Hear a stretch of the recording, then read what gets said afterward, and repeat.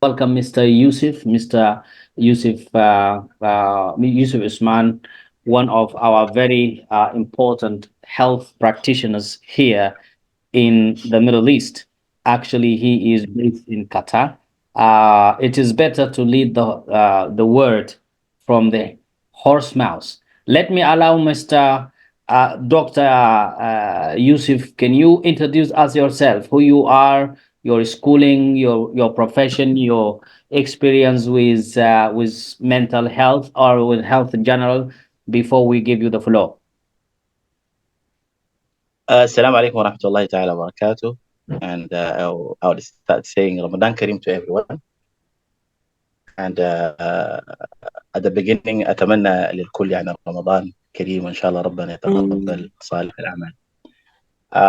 Thank you so much for having me today, for providing me this opportunity to participate in this topic, mental health and community.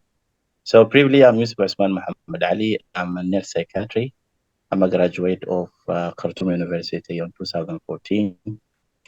And earlier, I can say I joined mental health setting, provide such services, but uniquely, I focus more on addiction rehabilitations management. So I work for Haya Center in Sudan, one of the pioneer centers that provide treatment for those people who are struggling with substance use disorder. And then I work for Al Amal Psychiatric Complex. And finally, I'm here in Qatar also in addiction management and rehabilitation. Uh, uh, I used to work for I can say for few years as a teaching assistant in University of Khartoum in a psychiatric mental health department, nursing college. And this is all what I can say about me. Oh, And thank you. thank you, This Mr. is Jamal this is Anwar, for what you have mentioned. oh Yes. this is very good. So, Mr. Yusuf, I think you have heard Dr. Jamal. Maybe he was Yeah. speaking about mental health. Yeah. Nowadays, why we have chosen this topic, some people will ask me a question. This is an English club. How does it Mhm. relate to public health when that you are talking about mental health? As Yeah. English speakers, we definitely need to learn different aspects actually of life. If you agree with me, Mr. Yusuf. Exactly. Yes, I So do agree. yes. So for the mental health, how do you define it, and how is it actually related to the community? Okay. Uh, First of all, I think before we define the mental illness, so we need to know what is a mental health. Simply, I can say mental health. It's always reflect our emotional, psychological, and social well-being, and how all those affecting how we think and how we feel and how we act. How we think, how we feel, how we act. This is a kind of our mind. This is a function of our brain. So when we have a mental illness, simply that we have a problem within those three function of our brain. We can say, as by definition, the mental illnesses refer to the condition that affect a person's thinking, affect a person's feeling, and affect the person behavior, how he is how he's behaving. So based on that, then we are going to have a lot of mental problems such as depression, such as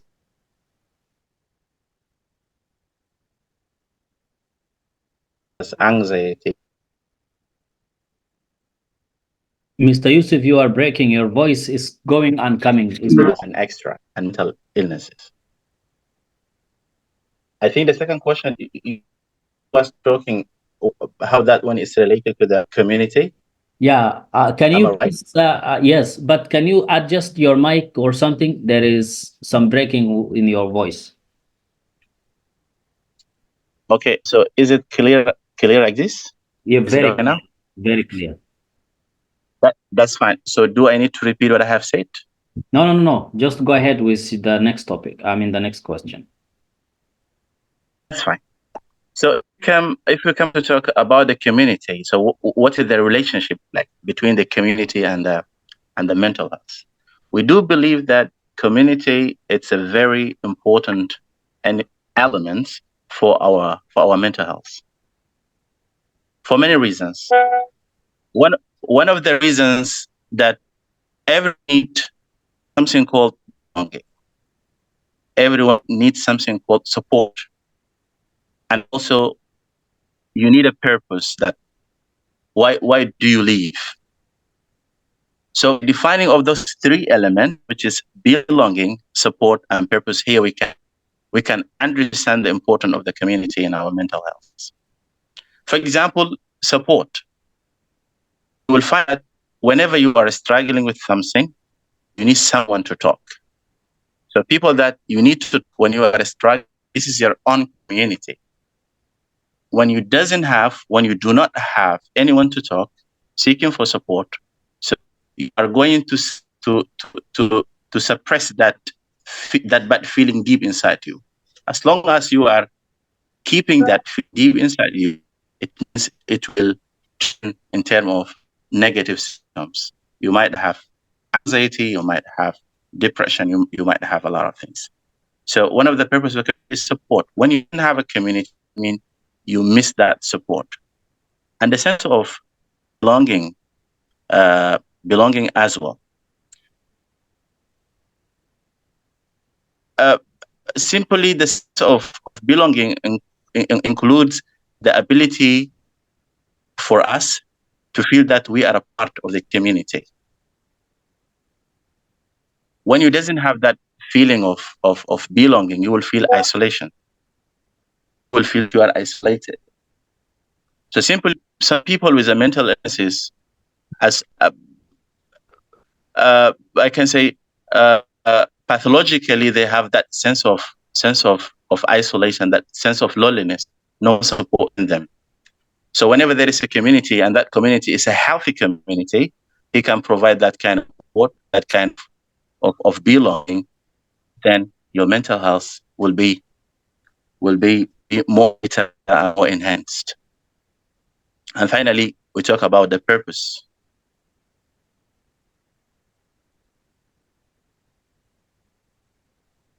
Hello? Go ahead. Go ahead. We are listening to you, please. كأني طلعت برا. No. لا لا هنا ما عندي.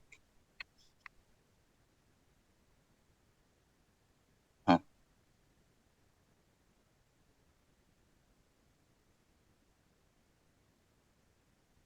Okay. Hello? Yes, go ahead. Okay. And finally, we're talking about the purpose. So everyone within the community has a particular thing that he do. No, no matter what you are doing, you are a teacher, you are a doctor, uh, you are whatever you are. You're doing that within the community. You help people, and people they helping you as well. So within providing things and receiving things, you feel that you have a purpose in this life. Without a community, so you have nothing. Although those three elements they seem to be very simple, but they are very important for our mental health. So simply I can say this is a benefit of the mental. Whenever we have a disturbance within those three elements, that means the life now, to some extent, it will be affected. Just imagine that you are alone and you don't have any support, or you don't feel that you are belong. I think everyone here within this streaming, if just one day you feel like you are alone, you are not belong to anyone, you are not loved, and you are not beloved, then you will start having that sense of hope and helplessness, which itself it's a part of mental illness. So that's why we need a community, and not only we need the community, but we need a community that can provide a sense of those three elements. Okay, that is very fantastic, Mr. Yusuf. That's amazing. I will just shoot one question before I allow people to interact with you, Mr. Yusuf.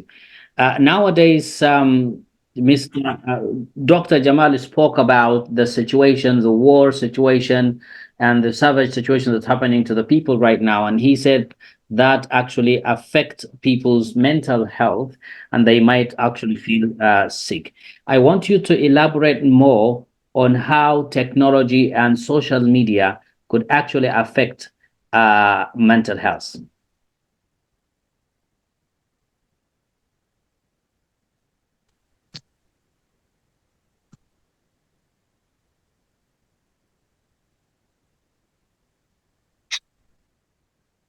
Yes, Mr. Yusuf? Mr. Yusuf, can you hear me? Okay. There is a challenge with Mr. Yusuf. Well, we Ye- have heard. Yes. let me go through before he come up. Okay. Yes, please. Actually, this is a very good questions. How the social media affect the mental health. Social media platforms often it's become like a property that let me say idealize the versions of people's life, leading to or conquer people's life and their mind, their brains. Let me say that the people who are really active in social media, they might present their programs in more proper way, in the most elegant way, but actually, when we come into the reality, they are not presenting their true identity. They are not presenting who they really are. This is only how they act. So right now, you see, people are spending more time in social media than is spending with their families, and this is one of the things that isolate them from the community. I mean, like um, life, like face to face. You live with your family in the house. You don't know who is your brother because you just having you just WhatsApp and you just let's let's say let's Skype, let's do this. So the impact of the social media is very huge, and it's really lead to the stress, and stress lead to the mental disorders. So stress, anxiety, all this is comes through the impact of the social media. Also, we have the negative feedback loop. For instance, if you are posting your let me say any kind of topic, and you're always just hearing the negative comments, or people just going with cyberbullying on a social media. This can also significantly impact the mental well-being and leading to the anxiety and the stress. And this is very um, one of the elements that lead people to the let me say the event of suicidal thoughts. Like they can think about the suicide if they traumatize through the impact of the negative out outcome of the social media. Also, the internet can also embed it, the individuals that can open them the door to get hurt. Their behavior might be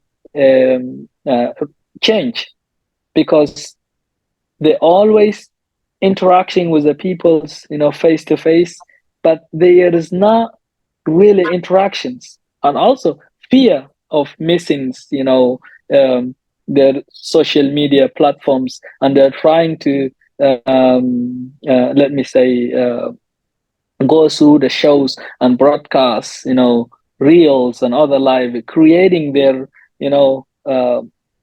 their features. This kind of creating can create a fear, and missing their platforms also lead them to the to the impact of this technology into the well-being of individuals, and can lead to the death, suicide, and any kind of impact that might comes. We already know that the fear can lead the feelings to loneliness, isolations, anxiety. In the meantime, these individuals can constantly feel that it's under pressure and cannot stay engaged, and connected with others. Also, we know that from fact that like, let me say, the filters and photos and editing and tools that people use to use in the social media in order to reflect how they look like in the social media. In fact, in the reality they look like they have different looks. When they come to the reality, and they realize that they are not those who they are, like, postings. No, they are only the features, and then they don't realize their inner beauty, and they can't be able to go with the standard beauty, and this also lead them to the lack of acceptance, lead them to the lack of the let me say, the confidence, and also this lead to the stress, and the stress lead to the many disorders. We already knows that there is also the selective repetitions. People's trying to have a good repetitions when they're in the social media. In fact, they are only representing the era of the social media, the era of internet, but in reality, they're not that era. In reality, they are not presenting those who are in the social media. Let me go straight and tell you this. Right now, if you just see one of the most influential persons in the social media, look how the programs are presented and how their real life look like. There's the different versions of life. There's a different versions of peoples, and those people are the most people who they're really seeking help, and they are also under stress of the technology, and technology occupy their life, occupy their brain, occupy their own spaces, and they cannot be able to expand and get out of these circles. Technology, it's really harmful, especially the digital era. The impact on a relationship also. This technology play very huge role in terms of the communications, but lead also to demolish the face-to-face interactions. You know, as I already mentioned, now you're living with your partner home, and instead of, yeah, you're living in your partner with your partner at home. You're just sitting into any corner home, and your partner is in the kitchens. And instead of say, "Hey, honey, can you bring me something like this?" No, you are texting. This is also kind of the disease that developed, and making the mental health into the another stage. Also, from fact that we know the positive aspect of the social media, and the negative aspect is more. We know that social media also provide opportunities for those who they need support and need to stay connected. It depends on the mindset of individual, how they access the internet, and how they use this resource to develop their mental health, in terms of the awareness and supports. But the most difficult part is how they use this internet, and how they let this media and digital era and digitalizations affect their their well-being. Okay. I'll let. Thank Okay. you. Good. Thank you so much, Mr. Jimmy, for that. Very fantastic. Welcome back, Mr. Dr. Yusuf. You are coming back on your daughter's account. All right, that's very fantastic. I'm so sorry for inconvenience. I was facing some, I think, network problem. That's No, why. no, Sorry. you're welcome. Yes. So, dear listeners, as you are actually listening to the topic, Dr. Jamal has actually covered some points, and also Dr. Yusuf is back. I want to recognize the presence of Mr. Sam, one of our prominent English speakers. Thank you very much for joining us, Mr. Sam. I wanted to see if Mr. Muhammad Ahmad could be able to comment on the two doctors who have just spoken about mental health. Mr. Muhammad Ahmad, also one of the very important public health officers. He's actually a public health officer and globally interacting in different practical. I can call him practical because he is actually physically and practically working in the mental health in public health sector. Mr. Muhammad Ahmed, can you hear me? Yes, I can hear you very well. Can you hear me? Yes, of course. Very welcome. I think you have heard our two doctors who have spoken already about mental health. We thought that as English speakers, we don't want to confine ourselves into language. We also have to elaborate more and welcome you guys. Today, we want you to speak your language. Very welcome if you have a comment on what these two doctors have spoken already. Thank you very much, Professor Shakur, and of course, my thanks and appreciations are also extended to the guest speakers who I think have comprehensively discussed the topic from the different necessary dimensions. Of course, mental health as a topic is a very complex thing. It's not easy even in practice. You know, um, being able to identify what is a mental health issue is also not an easy thing.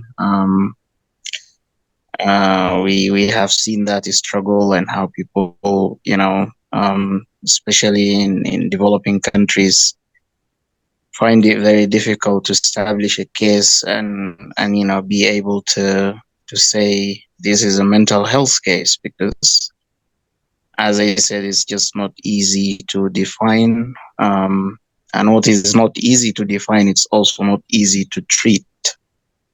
So we're not talking about malaria here, we're talking about something a bit more complex, that has a lot to do with the brain and how the brain functions. So it's a bit not easy to define, and also not easy to treat. I think also speaking about the social aspect of it, and how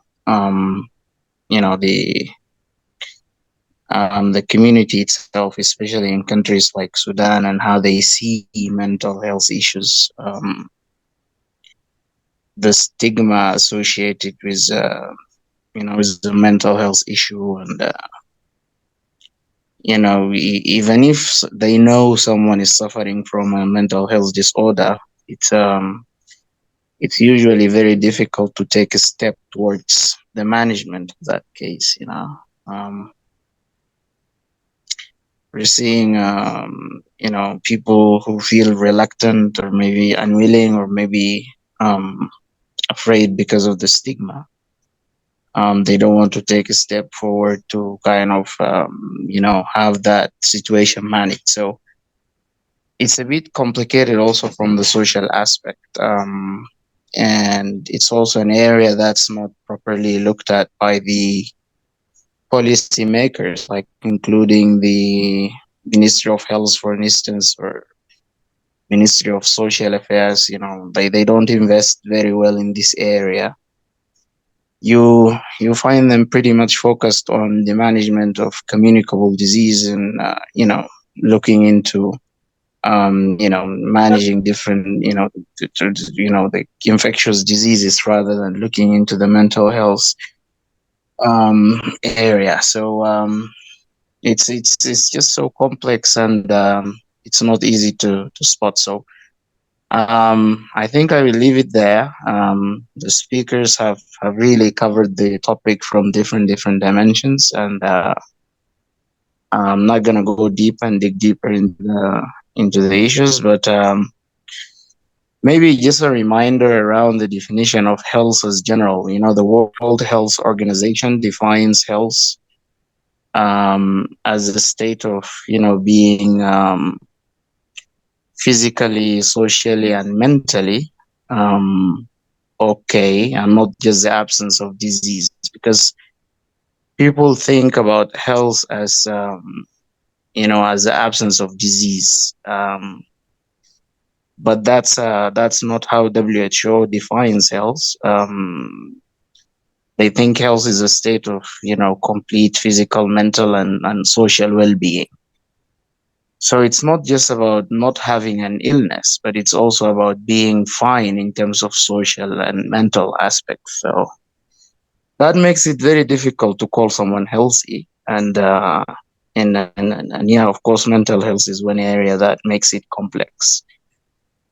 So yeah, you leave it there and maybe give the floor to other participants to also ask questions. But I'm happy that I guess the speakers covered it in a quite comprehensive way. And yeah, thank you very much, Professor Shakur. Well, thank you so much, Dr. Muhammad Ahmed. I really appreciate you for your interaction. You have always been a shining light in the dark of our English club. I appreciate that one. So, ladies and gentlemen, before I leave the mic to the guest speakers, I want to break it. If you have something, actually, you want to ask a question, ask them directly. You can specify your question to any of the speakers or general, or you can comment on your own way. Or what is your knowledge about about mental health and community in relation? Welcome, please. Hello, everybody. Can you hear me? Yes, we can hear you. Go ahead, please. Who you are, introduce yourself, and where are you connected from, and then shoot your question or your comment. Okay. My name is Mukhtar, and I am currently based in France. And thank you for allowing me to answer this question. By the way, actually, I know Jamal. Maybe he might know me also. It's Mukhtar. Actually, I don't know Jamal if you're hearing me or not. Yeah, I remember you. Anyway, it's not a good place to talk, but I'm going to ask a quick question. Actually, I would like to know about the practices that could lead to heal the mental illness. Thank you.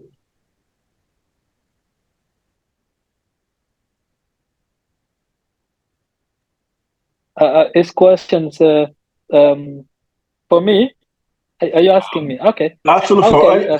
For anybody, actually, I would like to know the practice that could heal the mental health.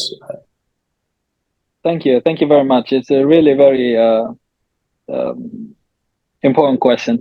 Actually, the topic of the mental health is very huge. We are just checking the general information because the mental health itself, there is many diseases and the many let me say disorders included within, but in terms of the audience, we just go on surface in order to be understandable. So if we want to talk about it, we have to also define how the brain works actually, and the neurons and all these functions of the brain, and anyway, and in terms of the hormones, in terms everything. So, but anyway, we can give you also only the quick view about this topic anyway. Let me get back to your questions. What are the treatment methods? If I understood your question very well, what are the treatment methods for the mental health disorders in general? I think first of all, um, the first things you could do if you diagnose with the any kind of disorders is to seek the professional help, you know, consulting with the licensed therapists such as the Dr. Muhammad, yeah, Dr. Yusuf Osman. So he the therapist, so he could be the counselor. He can counsel you what to do. So provide you the treatment methods and support that the individual need. The professional mental health, let me say, personnels can also offer you a therapist and medications management and guide you for coping with the mental health challenges. Also, you can develop the coping strategy, which is one of the most efficient learning and practicing healthcare coping mechanisms, such as the mindfulness, deep breathing, exercising, and also let me say grounding technique that can help you to manage the stress and anxiety. Developing this kind of toolbox of coping strategy, it is empower individuals to navigate difficulties, emotions and situations in more effective way. This is when the disorders into the early stage, not developed to the severe. Also, the physical activities is more important, to exercise, engaging in the uh, regular physical activities such as walking, running, jogging, going to the gym, promoting to release kind of endorphins because you need it, which is really a natural mood booster. This kind of exercise can also help you reduce the symptoms of depressions and anxiety and improve your sleeping technique and the quality also. This can also help you to enhance the overall well-being. We know that from fact that nutrition and diet also one of the best method that can help you get, I'm not saying get rid of, but to reduce the symptoms. Monitoring the balancing of the nutrition diet can support you to stay mentally healthy by providing the essential nutrition for your brain functions and the mood regulations. Avoiding this excessive, consumptions of the food such as sugar, caffeine can also help you stabilize your mood and your energy levels. You need also the quality sleeps, which is one of the top priorities of good sleep can help you hygiene practice, such as maintaining and consistent sleep schedule, such as, like if you're working, when you have to go to the bed, when you get up. So you have to have your schedule creating, the let me say the bedtime and relaxation routine. This also can optimize living environments, can also help you that to improve your mental health. This kind of adequate sleep, it is very essential. And also the cognitive functions, emotional regulations, and also the can help you to illustrate, your mental health well-being. Also, you need the building support relations. You have to be collectively and more communicative strongly. I'm not saying social media, but to have a connection with your friends, with your family, the community members, and also this can provide you emotional supports. You don't feel that gaps and and that absence of the uh, like the loneliness, the sense of you feel the sense of belonging when you talk to your friend, sharing your experience, and expressing your emotions, such as you go to the Dr. Muhammad Usman, Yusuf Usman, and telling them what exactly you feel, seeking help from trusted individuals. This can help you to you know uh, to feel better, to feel that this kind of loneliness and isolations is already gone. You need also to have let me say, engaging in the kind of creative, I don't know, programs, participating in any kind of activities that help you with whether it's painting, writing, playing music, or this can help you also to express yourself and to release the stress. These creative programs and uh, also one of the way that supports your emotional standard, which they express your true identity, to feel the purpose of living and live and purpose. You feel like you have a purpose in life. You also need the kind of mindfulness and meditations, which is actually one of the greatest things ever. I experience the kind of meditations. I'm a marathon runner. I love sport. I do sport every day, and I know how meditations can help you, even if you have a stress at your workplace. You know, with these meditations and the running programs, you can be able to maintain to have the balance in many area in your life. Your life can improve. Practicing this mindfulness and meditation technique, such as kind of technique that you sit in your mattress and trying to just like I don't know, like Chinese, I don't know, let me say yoga or any kind of meditations. This kind uh, of meditations can help you to release stress. You feel loving.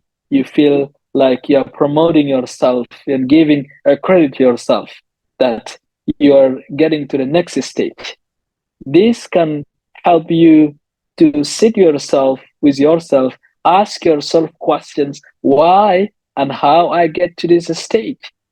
This also can open you a door of awareness and emotional setup of realizations.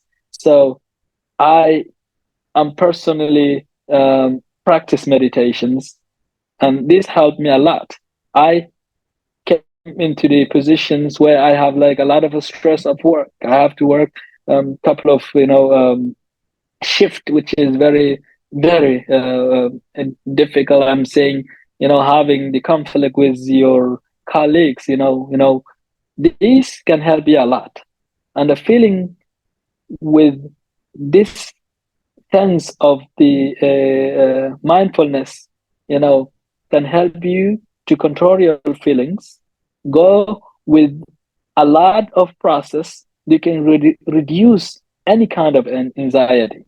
Also, which what I mean, if you get to the positions that you can find the need of this purpose, you can also engage any other activities that you feel comfortable with. The interest that you have, that can also um, give your life sense of a purpose. Thank you. Pursuing. You're welcome. Yeah. Just let me finish the last sentence, because, because hobbies and volunteering is also one of the best methods. Anyway, this is what I'm mentioning right now. It's only the primary, things you could do. if you are getting to the next stage, then you might need to see the physicians and go deep to diagnostics, and scanning and therapy program, and then you will, follow other kind of program. Thank you very much.